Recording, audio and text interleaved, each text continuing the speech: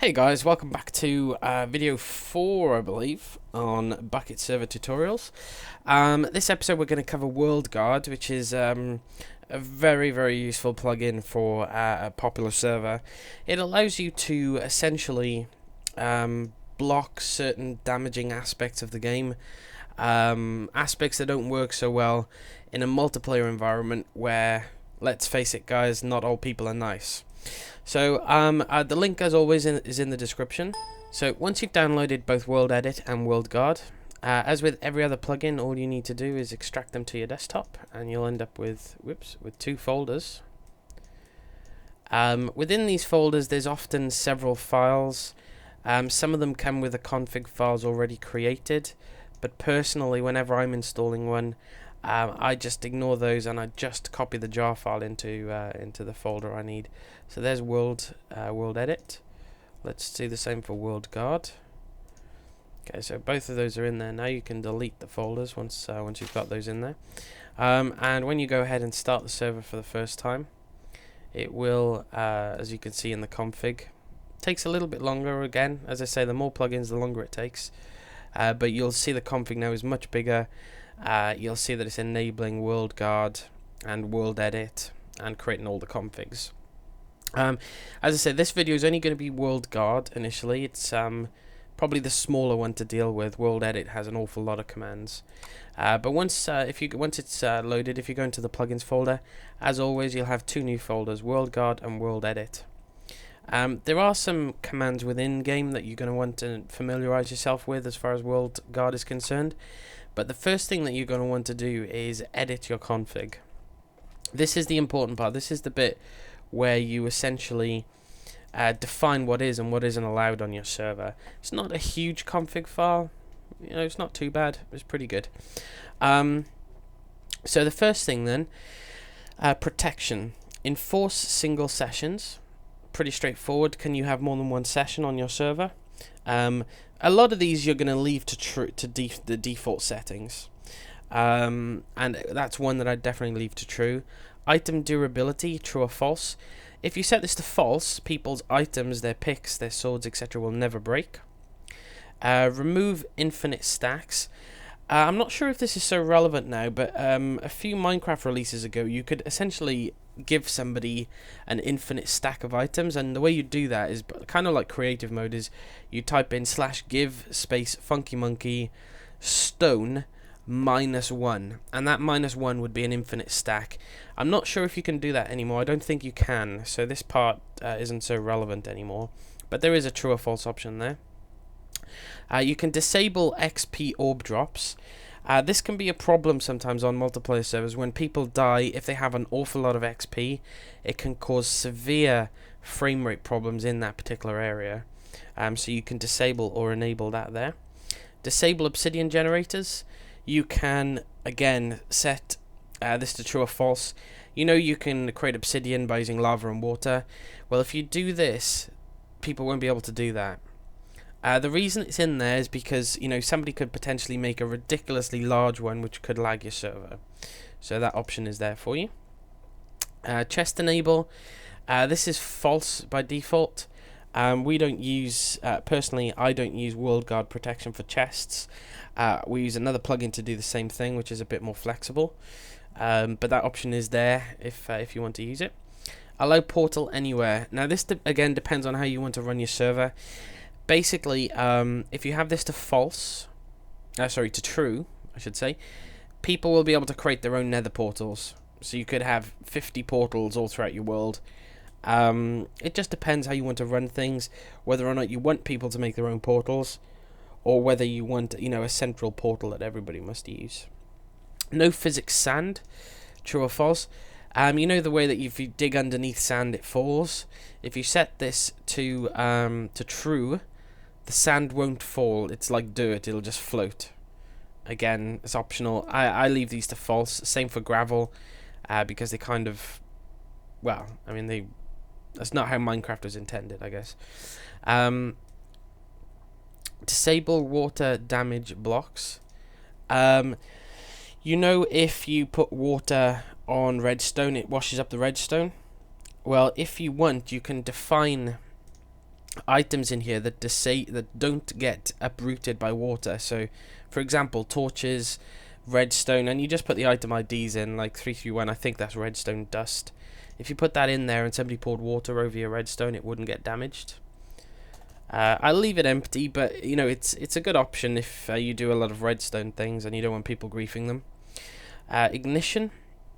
Block TNT block damage. Now, I set this to true because I don't want people using TNT blowing up the server. But what it does is if somebody lights TNT, it'll go through the animation, but it won't actually break any blocks. And that's the way that I set it. Block TNT. Personally, I'll leave this to false. But I do set I set the block damage one to true. If you block TNT, people won't be able to craft it. But I let people craft it just so in case they want to use it as decorative blocks. Block lighter. Again, whether or not you want people to use flint and steel, you can set that to true or false. Max region count per player. This is kind of irrelevant unless you allow your regular players to define regions. Personally, I don't. I don't want them going around like protecting other people's houses. Technically, you know, say I built a house, you could come and protect it so that I could no longer build in it. I don't want the headache that could potentially cause. But if you do use that feature, you can set it so that they can only set a maximum of 7 regions. Like I said, I don't really use this, but you can define the tool they use. For example, what's the wand, which is 287, which is a wooden wand.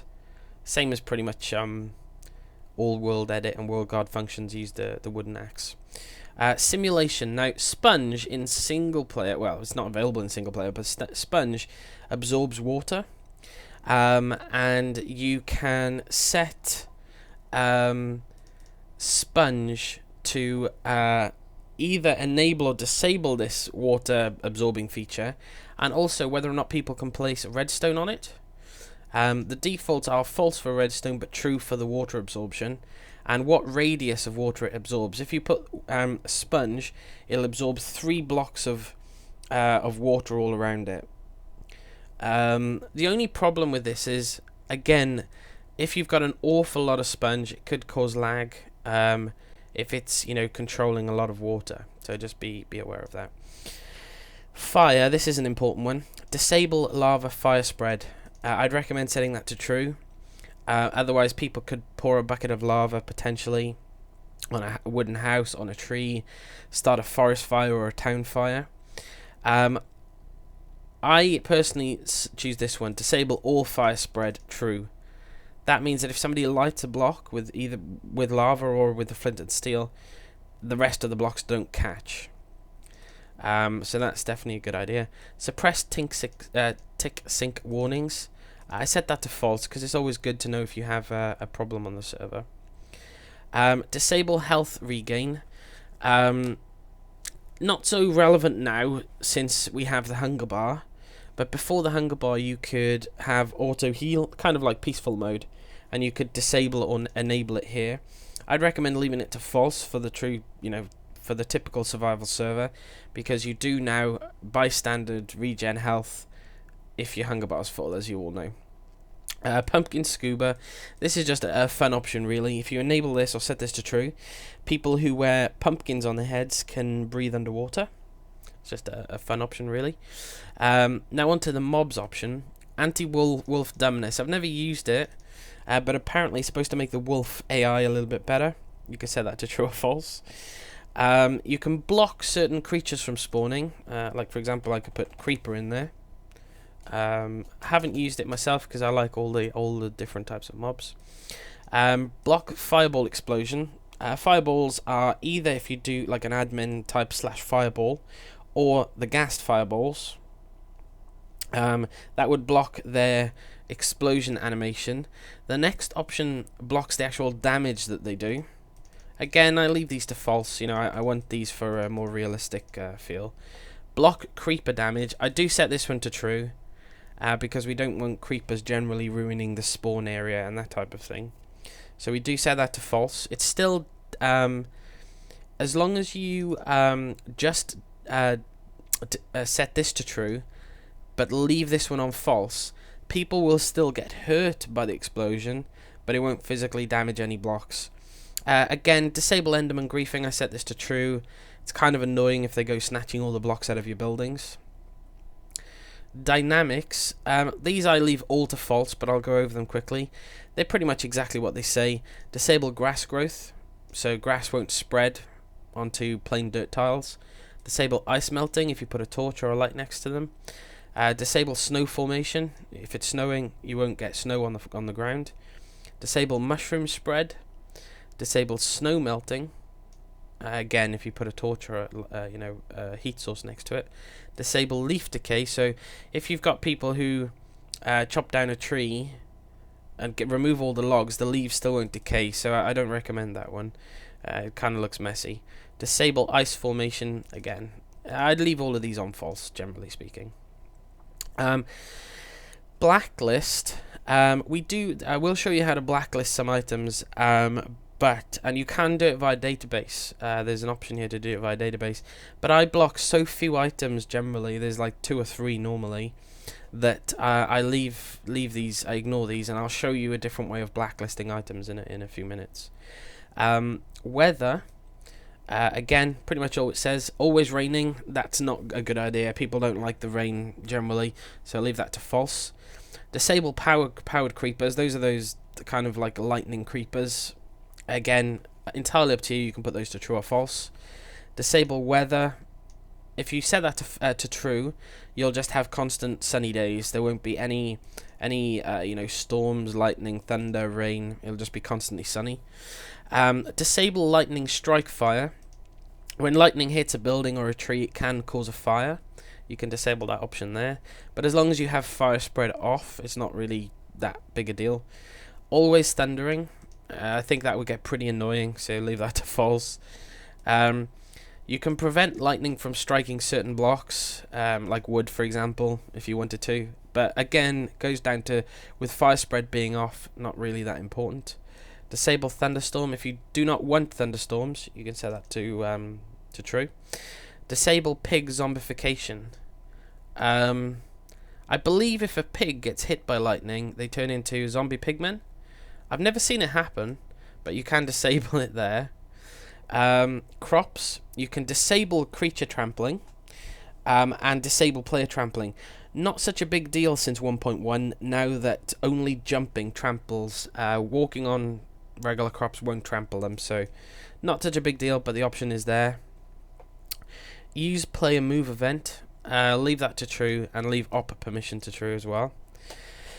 Player damage. Teleport on void falling. Sometimes if the server's running a little bit laggy, when you teleport into a void, and it takes several seconds for the world to render.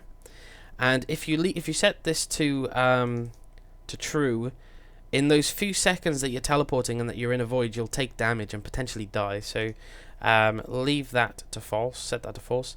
Disable drowning. If you don't want people to be able to drown, set that to true. Again, this goes to void damage. You can set that to true or false. Like I said, I leave these as they are, but I'm just going to cover what they are. Disable fire damage. Pretty straightforward. Do people take damage when they get hit by fire? Same for lava. Again, going back to the teleport on void falling, there's also a kind of issue where they could suffocate. So we, generally speaking, don't want them to take damage on that. It's not their fault, really. Disable death messages. Again, it goes back to the essentials configuration, where it says such and such player got blown up. Do you want to disable those? I leave that to false. I think they're kind of amusing. Disable mob damage. Do you want players to be able to get hurt by zombies, by skeletons, etc.? I don't know why you'd want to disable that. If you're going to disable that, you might as well disable mobs, really. Disable fall damage. Do people take damage when they fall off a mountain? Disable explosion damage. Do creepers, do TNT damage them? Disable suffocation damage. Disable contact damage. I'm not too sure what contact damage is. Maybe it's, I don't know. I mean, it wouldn't be fire or anything. Oh, probably stuff like cactus. Yeah, cactus and things like that hurt you when you make contact with them. Disable lightning damage. Pretty straightforward. Auto invincible permission. False. It's exactly as it said. Do you want people to automatically have the permission to have God mode, essentially? And that's the main world edit config. There are a couple of other files to go over. If we close this, if you go into the World Guard plugin folder, as you can see here, there's also a worlds folder, and inside there is a folder for every world you have. So right now there's 2 on this server. You've got the regular world, the Nether. You could potentially have one for the end world, plus any other worlds you have, like if you have a creative world or anything like that. And within here there's always 3 files, and the first one is a blacklist. And if you open that, this is where you have to do this on a per world basis. I don't generally disable that many items, but if you do want to disable items, what you have to do is come into this text file for the correct world. We're in the regular world now. So say I don't want people to be able to place lava buckets. I could put a brief description. These are just examples, by the way. They're just examples of how you may want to use it. But say, for example, you want to be notified every time somebody picks up or mines, I should say, let's have a look. What can we do? A diamond, for example, so in case you want to keep an eye on potential X-rayers or something like that. The command you could do, or a blacklist option you could do, and you put a hash or a pound symbol in just to tell you what it is. So we'll call this one found diamond. Oh God, there we go. And what you need to do then is, in square brackets, put in either the name. Personally, I prefer to use the IDs. There's less mistaking, what they're called. So, diamond ores 56. So we're going to put the number 56 in brackets, and then you put a line in ignore perms, ignore hyphen perms equals. And actually not perms, groups is probably the better one to do. Ignore groups equals, and if you type in admin, comma, moderator, what that means is anybody with the in the group admin or moderator doesn't get alerted. Like, basically, if somebody from any group other than those 2 digs up a diamond, we get a notification. And the last line, they're really simple to do. Is on break, and then you can equals, and then the options you can do several things. There's deny, which will stop the person from digging diamond. That's not what we want to do. Notify, which will notify the people in the World Guard notify. With the World Guard notify permission. And again, like I said, I don't want to go on about it too much, but we will go over all these permissions. And then log. And all log does is simply logs it to the console and the server log file. Personally, for diamonds, I would use notify, comma, log. And that basically, anytime somebody, that's all you need to put in there. Anytime somebody digs up a number 56, which is a diamond ore, other than admins and moderators, people with the World Guard notify permission will get a message, and it'll be logged to the console.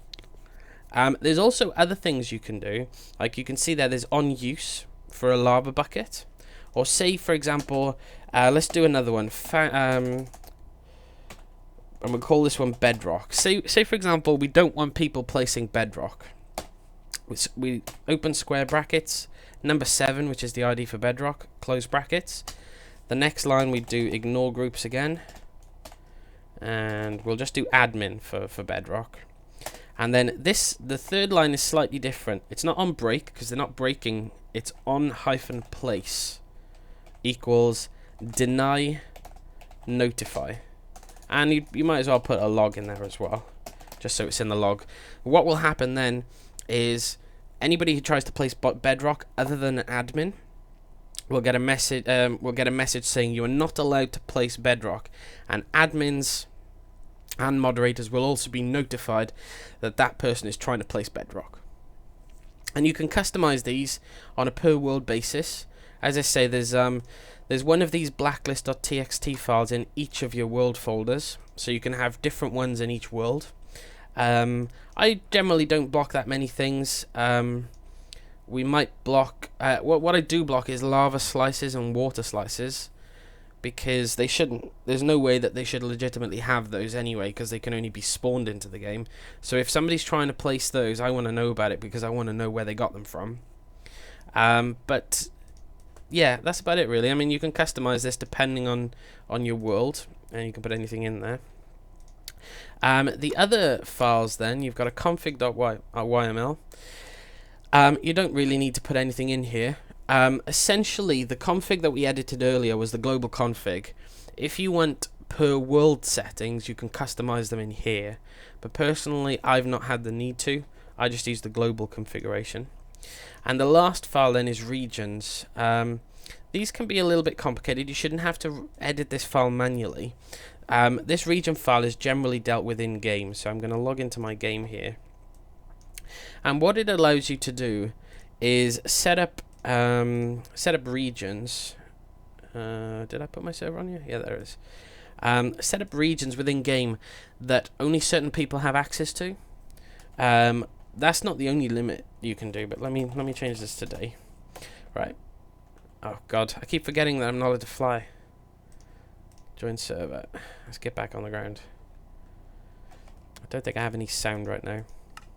There we go. Okay, so right now, as you can see, mobs are spawning everywhere. There's a zombie there. Creeper just blew up. Let's say we don't want zombies everywhere in the world. We could define a region to do that. And the way to do that, once this zombie has disappeared, thank you, is you would define a region. Now, to define a whole map, you need to type in /region flag, and the flag allows you to set individual properties on a region. But because we're doing the whole map, the region is called __ global __, and then you put the flag option you want. So we want to disable mob spawning, so we type in mob-spawning space deny. Now what that command does, I'll just put it on screen for you to see again, is that will stop any mobs spawning anywhere in this whole map.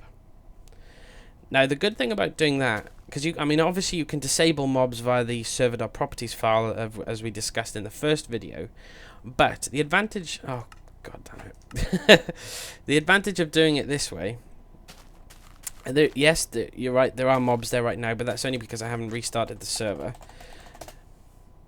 The advantage of doing it this way is that we can define specific regions where mobs do spawn. So let me go ahead and restart the server. I'm just going to type in stop in the game here, and then we're going to restart it. There you go. If I reload the regions file as well, you can see the region that I've just defined, and it's just a few lines. It says the region name, global, the flags that have been set, mob spawning deny, type global, and that's pretty much it.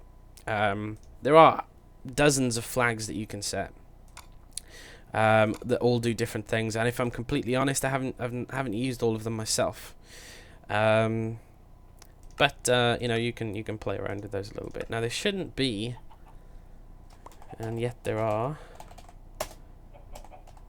Let's have a look. Oh, one thing you can type in as well, while I remember, is if you type in /pl or /plugins, you can do that as well. Oops, Mr. U out. It'll bring up a list of all the plugins that are installed. If they're green, they're installed and working. If they're not, if they're red, then it means there's a problem. Now, there shouldn't be any mobs here, so what are these chickens doing here? The easiest way to test if it's working is if I give myself creative mode. And let's try some of these eggs. If the region isn't working, then yeah, see, these aren't working, so it's fine. The reasons these chickens are here is because they were here before I set the region. When these guys despawn, they won't spawn again. Like if I fly to a new area, look at all these animals. If I fly to a new area, there shouldn't be any more animals cropping up really. Might be the odd one or two, but not many. And those guys should despawn after a few minutes once I've left the area. Yeah, as you can see, there's no new mobs generating over here. But what I was going to say is the advantage of doing it this way is if you want, like we've got on the junkyard, if you only want mobs in a certain area, you can define that area as a region. Right now, no mobs are allowed to spawn on the entire map. Let's get ourselves a wand. But if we say say this is our mob area, say we wanted mobs to spawn here. Let's set a little area here. Now, say we wanted mobs only to spawn within this box. Say this was our mob island, for example. All you need to do is select a region with your wand, and you would define a region. So we will call this region define, and we'll call this mob area. And then we type in the owner of the arena, so that owner being me. And you'll say region saved as mob arena, and if we reload this file, you will see, oh, that's the wrong one, this one. You'll see the new region that I just created. It gives you the coordinates, the owner, and that's pretty much, and any flags that are set. Right now there's no flags, but we are about to set a flag on there. We are going to do region flag mob area, because that's the name of the region, mob hyphen spawning allow, and it now allows mob spawning in this area. And if I reload this file once more, you can see that that flag has now been added there. And just to show you it works, what's this pink thing anyway? A pig, okay. As you can see out here, I cannot spawn any pigs. It just will not let me. However, if we go in here, it spawns just fine. So this is a good way of controlling where your mobs are. It depends how big your server is. You know, on a server up to about, I don't know, 40, 50 players, maybe a bit more, it's not much of a problem. But when you've got a big server with 100 plus players on there, and they're all spread out over the map, you're going to get mobs spawning in every region where there are players. So, for example, on the Junkyard server, because we had 100 players on and they were all spread out in different areas, at any one time we had over 5,000 mobs on the map, and that was way too laggy. There was just too many. So this is what we had to do. We had to deny mob spawning on a global level, but then set up an individual area that does allow mobs to spawn. And this way we can control exactly how many mobs we have. Whoa! Oh, that kind of scared me. So yeah, that flags are one way that you can do that. Another thing you can do is if you want like a PvP arena, you can again do exactly the same thing. You can do region flag global PvP deny. That stops PvP on a global level. Same with the mob spawning. And then say this was your PvP arena, exactly the same thing. You could do region flag mob area PvP allow, and PvP will only be allowed within this building, or you know, whatever area you select, whether it be a building or an island. And there's loads of flags just to show you the different flags, and they all do different things. Some of them I don't even know, you know, I'm going to be honest. If I put a fake flag in there, here's the list. You've got pass-through, build, PvP, chest access, pistons, TNT, light down. You can allow and deny all these individual things in here. Teleport, you can disable fire spread just in certain areas. You can put messages on. Let me show you that one real quick. So if we do region flag mob area, and we want an entry message, let's have a look. We've got notify enter, so that's the flag name, notify -enter. Hello, welcome to the mob area, for example. Not a yes, no value. Excuse me. Oh, sorry, I did the wrong flag.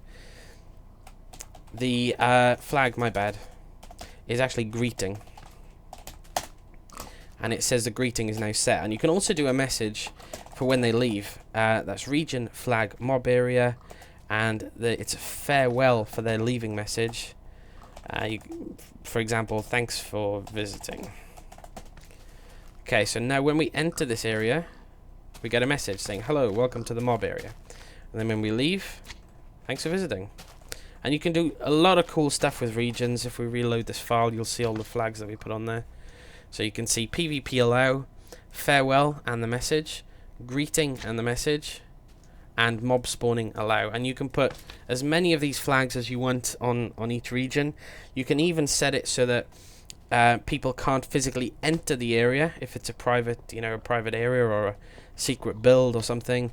And the command for that is simply region flag mob area entry deny. And I mean, I'm operator, so let me de-op myself. Let me make a little doorway here first.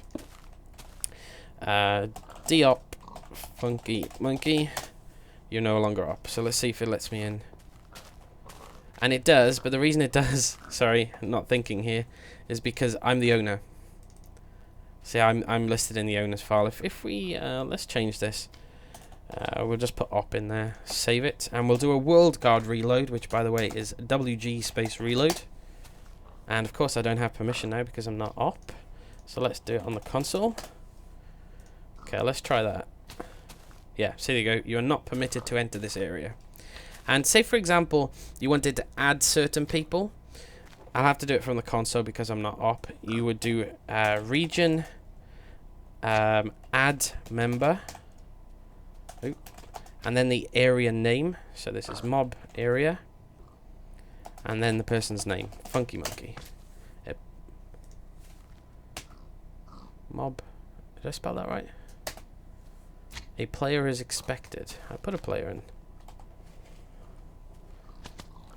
Hang on, let me op myself. I'm sure I did it right. Maybe you can't do that particular command from console. Add member, mob area, phunkeymonkeh. Yeah, you can't do it from that particular command from the console. Let me de-op myself again.